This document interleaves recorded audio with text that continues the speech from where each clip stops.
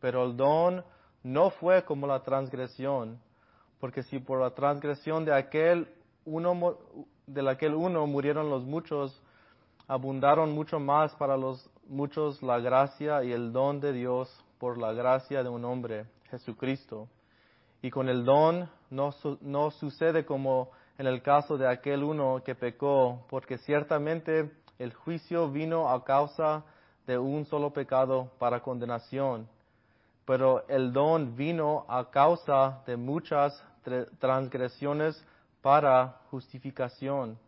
Pues, si por la transgresión de uno solo reinó la muerte, mucho más reinarán en vida por uno solo, Jesucristo, los que reciben la abundancia de la gracia y del don de la justicia. Así que, como por la transgresión de uno vino la condenación a todos los hombres, de la misma manera por la justicia de uno vino a todos los hombres la justificación de vida.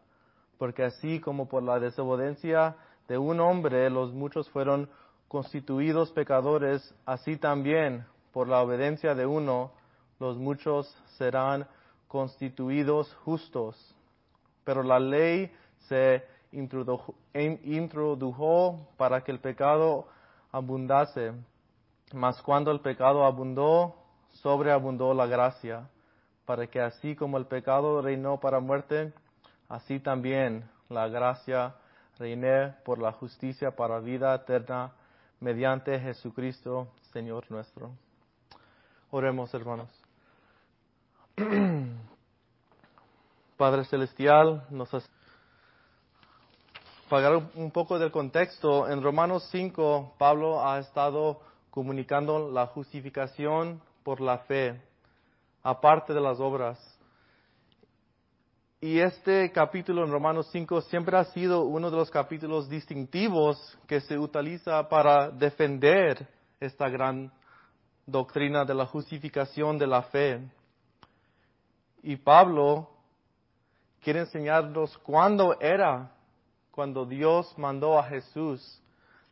Y si era cuando estábamos dándole alabanza a Dios, era cuando estábamos cantando gloria a Dios, cantando Hosana a Dios. ¿Cuándo era cuando Dios mandó a Jesús? La palabra aquí en Romanos 5 nos enseña que era cuando éramos enemigos con Dios, que Dios mandó a Jesús. Era cuando éramos impíos, dice la palabra de Dios, que vino Jesús para rescatarnos. No era cuando estábamos en un lugar que le estábamos dando adoración a Dios. Era cuando estábamos opuestos a Dios. Y eso es lo que enseña versículos 6 al 11. El punto es muy claro. Pablo está luchando para enseñarnos el gran amor de Dios. El gran amor de Dios para su pueblo. Para enseñarnos cómo es que tenemos que vivir a la luz de esto. Y si Cristo vino cuando éramos enemigos, ¿cómo los va a amar Dios a nosotros cuando ya somos amigos de Dios, cuando ya somos hijos de Dios? Como Romanos 8 dice que somos herederos con Cristo. Todo lo que Dios tiene para Cristo, ahora lo tiene para nosotros. Y eso es lo que es el contexto llegando al versículo 12. Que ahora somos salvos por medio de la fe, que ya somos reconciliados con Cristo, que tenemos paz con Dios. Y versículo 12 viene y es un poco, cuando yo leo esos versículos es un poco difícil porque se siente como si Pablo está cambiando el asunto. Está hablando de la fe, está hablando de paz con Dios y ahora empieza a hablar de Adán y Cristo, muerte y vida. Y esto es para dar una doctrina, lo que se llama en el cristianismo las cabezas federales del humano. Y Pablo va a hacer esto en el versículo 12, y usa la palabra por tanto para enseñar que este versículo no es una nueva idea, pero se está agregando a lo que se acaba de escribir Pablo en esta letra. Y miramos otra vez al versículo 12 hasta el 14. Dice así: por tanto, como el pecado entró en el mundo por un hombre, y por el pecado la muerte, así la muerte pasó a todos los hombres, por cuanto todos pecaron. Pues antes de la ley había pecado en el mundo, pero donde no hay ley, no se inculpa del pecado. No obstante, reinó la muerte desde Adán hasta Moisés, aun en los que no pecaron a la manera de la transgresión de Adán, el cual es figura de que había de venir. Pablo aquí nos está llevando otra vez al jardín, a las raíces de la humanidad. Él nos lleva a nuestro primer padre, Adán. Y Pablo hace eso para recordarnos quién somos en la naturaleza, para poder apreciar quién somos en Cristo ahora de ser salvos. Por supuesto, Pablo ya empezó a hacer mención de Cristo muriendo para nosotros, como expliqué en los primeros versículos, pero ahora hablamos de Adán. Pablo va a enseñar de dos cabezas federales o dos representantes federales de toda la humanidad, para que nadie esté sin excusa. Vemos en el versículo 12 la doctrina del pecado original. Adán fue creado recto y perfecto, pero sí tenía la posibilidad de pecar, y por eso cuando comió del árbol fue condenado y condenó a todo el pueblo, a toda la humanidad, y por eso estamos en la naturaleza, bajo de Adán, somos pecadores. Adán tenía que trabajar en el jardín y mantenerlo y tener dominio sobre toda la creación de Dios. Y tenía que extender el jardín hasta el fin del mundo. Pero Adán falló. Adán y Eva rompieron este mandamiento. El pecado vino al mundo y la muerte igual. Y luego en el versículo 13 miramos que Pablo va un paso más allá. Pablo dice en el versículo 13 que todos somos bajo la cabeza federal de Adán. Y quizás alguien va a pensar, bueno, cuando yo era un gentil o yo no era un cristiano, yo no sabía de la ley de Dios. ¿Cómo puedo ser culpable si yo no sabía de la ley? Y por eso en el versículo 13 dice, pues antes de la ley había pecado en el mundo, pero donde no hay ley no se inculpa del pecado. Y eso no quiere decir que, y si no sabes de la ley, no estás pecando. Está diciendo que es un poco más fácil de pecar cuando no sabes la ley. Y creo que muchos aquí, como yo, pueden tener una idea de esto, porque yo no fui creado un hogar cristiano, una casa cristiana. Y para mí, yo no sabía que era la ley de Dios y era muy fácil para pecar. Y eso es el sentido que dice Pablo aquí. Cuando los gentiles, porque los romanos eran gentiles, pueden decir ellos, yo no sabía de la ley, no era mi culpa. Pero Pablo está hablando directamente a ellos. La muerte reinó desde Adán hasta Moisés. Antes de Moisés no había ley escrita como miramos la otra vez en el monte de Sinaí, pero la ley ya estaba en nuestros corazones, siendo creados en la imagen de Dios. Y por eso, y si vas en todo el mundo, tú puedes ir a un lugar ahorita en una selva donde no hay conocimiento de Dios, y si tú vas a ese lugar, y si tú robas a alguien, sin saber ellos a Dios, sin saber ellos la palabra de Dios, se van a enojar porque ellos están creados en la imagen de Dios. La ley moral está escrita en nuestros corazones. Aunque muchos no enseñan esto y viven una vida muy inmoral. Siendo humanos ya tenemos la ley en nuestros corazones.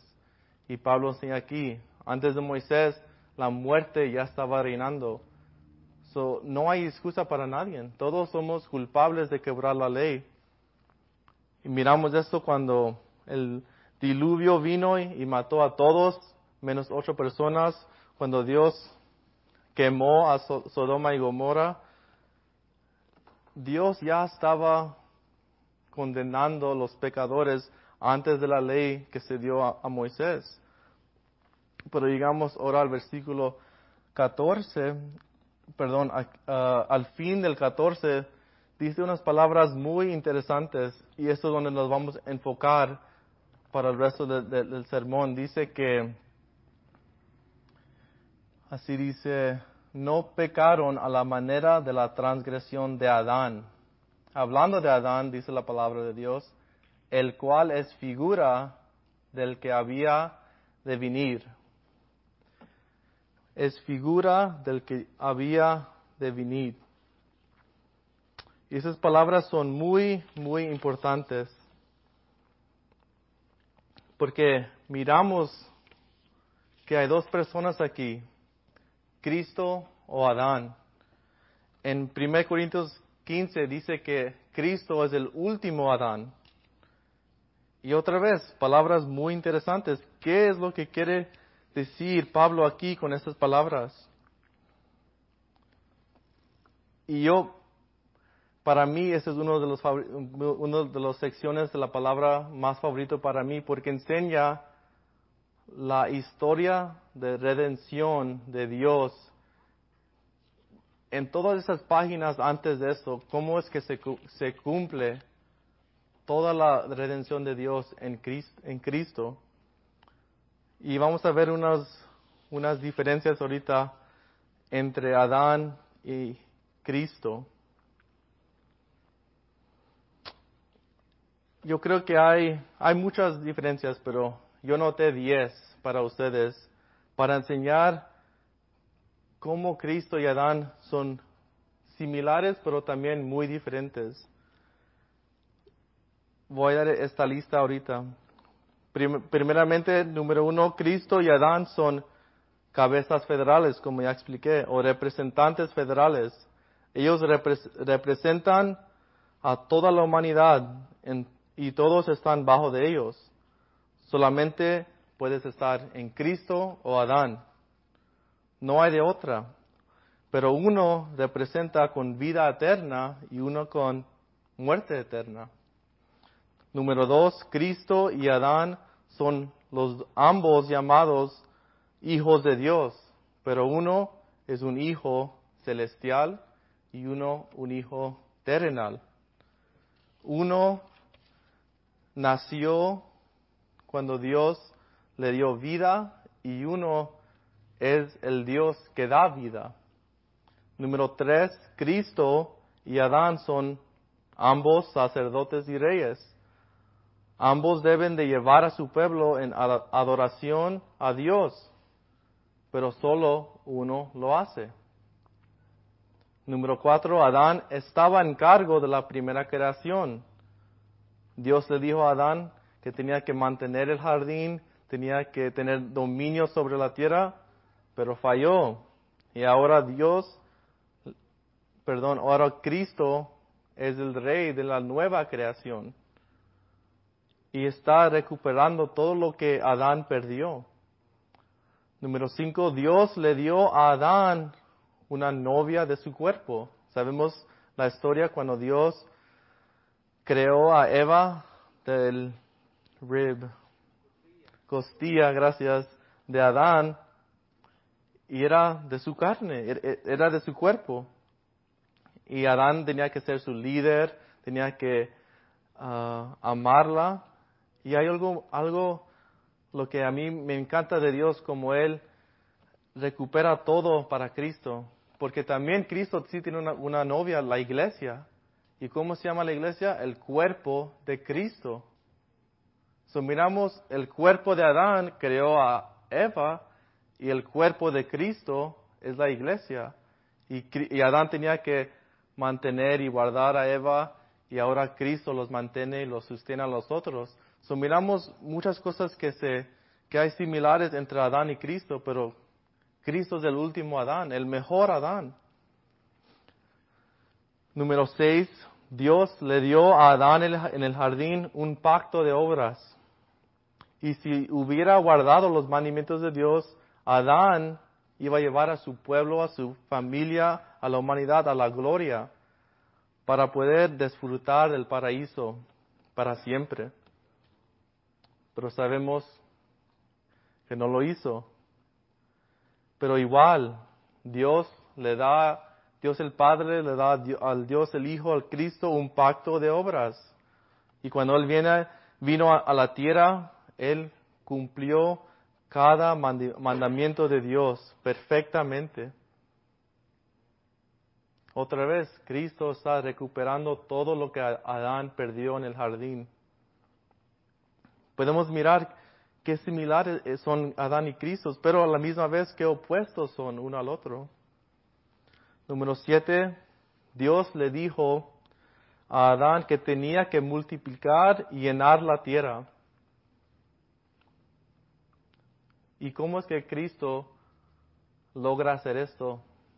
Bueno, sabemos que Cristo, cuando cumplió la salvación para nosotros, ahora Él recibe un pueblo y somos sus hijos espirituales, hijos de Dios. Y ahora Adán tenía que llenar el mundo, ¿verdad? Y Cristo ahora, por medio de la gran comisión, tiene que llenar el mundo con creyentes. Y eso es cuando nosotros como cristianos tenemos que involucrarnos en esta obra para llenar el mundo con creyentes. Pero sabemos, por medio del libro de Apocalipsis, que un día va a venir cuando Cristo va a recibir toda la honra de cada nación, lengua y tribu. Y otra vez aquí miramos como Cristo está logrando lo que Adán no hizo en el jardín. Número 8, Adán fue tentado por Satanás y no resistió contra él. Cristo, después de su bautismo, también fue tentado por Satanás. Pero él sí fue victorioso sobre los planes del enemigo. Número 9, Adán falló al alcanzar la gloria. Adán fue expulsado del paraíso de Dios. Pero Jesús, después de morir, fue vindicado por su Padre y le dijo a un pecador: vas a estar conmigo en el paraíso. Y otra vez, Adán fue expulsado del paraíso, pero Cristo nos lleva al paraíso. Son diferencias muy importantes. Y como dije antes, hay muchas más diferencias o muchos más puntos que puedo dar, pero para guardar el tiempo, número 10 y la última, creo que es la más bella, la más bonita realidad entre Cristo y Adán. Recuerda que Adán fue juzgado por un árbol. Un árbol en el jardín fue lo que condenó a toda la humanidad. Ese árbol era la condenación para él, para su esposa y para toda la humanidad. Pero Dios prometió a Eva algo muy bonito en Génesis 3:15. Se llama en la teología el proto-evangelion, el primer evangelio. Dios le prometió a Eva que la simiente de Eva aplastará la cabeza del serpiente. Y ahora quiero que ustedes miren cómo Dios ha cumplido todo esto en Cristo. En Génesis 3:15, el primer libro de la Biblia, Dios está dando esta promesa a Eva. Y miramos que hay muchas sombras en el Antiguo Testamento, hay muchos tipos, igual como Adán es un tipo de Cristo. So, miramos que Adán fue condenado por un árbol. Dios le da una promesa a Eva. ¿Y qué es lo que pasa después? Miramos que Cristo en el Calvario, en la escarpa cruz, ese glorioso árbol donde Dios derramó a su Hijo perfecto, santo, impecable. Miramos que Dios, por medio de un árbol donde Cristo murió, salvó a su pueblo. Adán fue condenado por un árbol, ahora Cristo nos salva cuando muere en un árbol. Y miramos eso en Gálatas también cuando dice que Cristo murió por nosotros en un árbol. Hay un puritano que se llama Thomas Goodwin que habló sobre este asunto también. Y quiero leer algo que él escribió hace muchos años para ustedes porque tiene tanta teología y tantas realidades que nos deben quedar un gozo que es profundo. Así dice Thomas Goodwin. La caída de Adán, usted sabe, fue en un jardín. Satanás lo encontró allí y lo superó. Lo llevó a él y a toda la humanidad al pecado y a la muerte. Dios ahora escoge el lugar donde el gran redentor del mundo, el segundo Adán, debía encontrarse con la ira de su padre en el jardín primero, y que allí debería ser atado y llevado cautivo como lo fue Adán. Porque por una tentación dejado pasar por el oído fue condenado el hombre. Por esa razón el hombre será salvo por el oír de la palabra. Con el sudor de tu rostro comerás el pan. Era parte de la maldición de Adán. ¿Se recuerdan de esa maldición? Que el trabajar va a ser duro.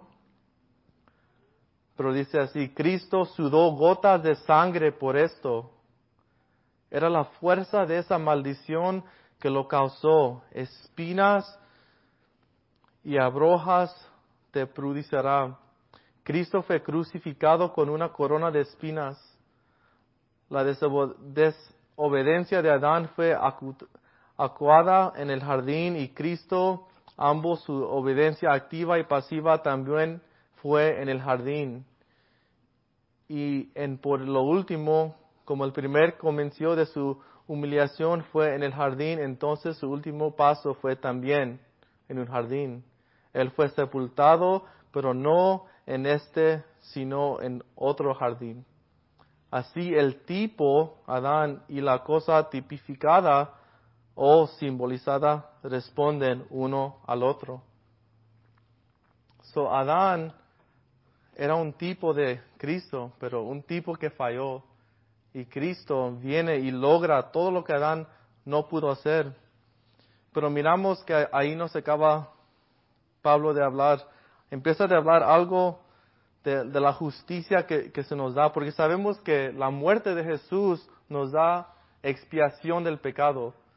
La muerte de Jesús es lo que nos limpia del pecado. Pero, ¿cómo podemos ser aceptados por Dios? Ese es un tema diferente. Ser perdonados nomás los regresa en el jardín como Adán, inocentes.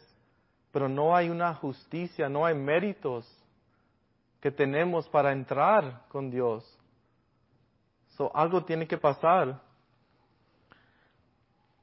Y esto es lo que Pablo aquí está enseñando. Pablo está diciendo que a través de un solo hombre, en el versículo 15 al 21, a través de un solo hombre muchos fueron condenados y la muerte reinó, pero a través de un hombre, Jesucristo, la gracia abundará mucho más y dará vida eterna. Quizás alguien, cuando escucha de la doctrina original de Adán, piensa, pues ¿por qué yo soy culpable de algo que hizo Adán?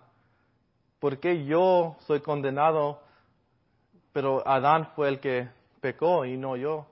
Eso es injusto, pues, quizás alguien va a decir. Y te respondo a ti, si estás pensando eso, tú no quieres que Dios sea justo contigo. Porque la justicia de Dios la miramos en la cruz cuando mató a su Hijo por el pecado. Ese es la belleza del Evangelio que Dios nos da, no lo que merecemos, sino lo que no merecemos. Y eso es el perdón del pecado. Pero hay más. Dios nos da una justicia. Miras que en la cruz había dos transacciones, dos. El pecado del humano se le da a Cristo y Dios mata a Cristo por el pecado. Pero como dije, eso es nomás a regresarnos a ser inocentes. Pero todavía no tenemos méritos. Pero hay otra imputación, se dice. Y esa es la vida perfecta de Cristo. Cuando Cristo cumplió todos los requisitos de la ley, su vida perfecta, cuando realmente creemos en Él, se nos da a nosotros. Y ahora nos escondemos en Él, en su justicia de Cristo. Eso es lo que Pablo está diciendo aquí. Y recuerdas después del jardín, cuando Adán y Eva estaban encuerados, Dios tenía que sacrificar un animal para esconderlos. Y ahora, Cristo, por medio de su justicia, nos esconde a nosotros nuestra desnudez del pecado. So, cuando estamos ante Dios, el Dios perfecto y santo, no nomás nos mira como inocentes, pero ahora nos mira como su Hijo, en realmente teniendo la justicia de Cristo. Y nos acepta, no nomás nos perdona, pero nos acepta a nosotros por lo que Él hizo por medio de su Hijo. Y eso es como tenemos una aseguranza de nuestra fe, porque la fe de nosotros no es la base de nuestra salvación. Cristo es la base y creemos en Cristo. Nuestra fe se pone débil, se pone fuerte, unos días somos casi como impíos otra vez, unos días somos fuertes. So, la fe siempre está cambiando, pero Cristo no cambia. So, la fe en Cristo lo salva. No la fe solamente por la fe en lo que ha hecho Cristo por nosotros. So, dos cosas muy rápidamente por medio de la aplicación. Si usted no es un creyente en Jesucristo, un día vas a estar ante de Dios desnudo, con tus pecados y sin méritos para entrar al cielo. Vas a estar bajo la condenación de tu primer padre Adán. Pero tienes a Cristo y puedes correr a Él. Puedes encontrar en Cristo toda tu esperanza y tu seguridad. No esperes, amigo. Pero si eres un cristiano, espero que este es un apoyo para usted, porque Cristo ya ha terminado su obra de redención. Cristo ya nos ha dado una santificación definitiva, que ya somos separados para Cristo, para Dios, perdón. Dios ya nos ha trasladado del reino de tinieblas al reino de la luz de Jesús. Ya tenemos acceso a Dios por medio de la sangre de Cristo. Y eso es la base de nuestra seguridad. So, Adán falló terriblemente, pero Cristo viene y cumple y logra todo lo que se perdió en el jardín para darnos el paraíso otra vez. Pero esta vez no es un paraíso terrenal, es un paraíso celestial. Oremos, hermanos.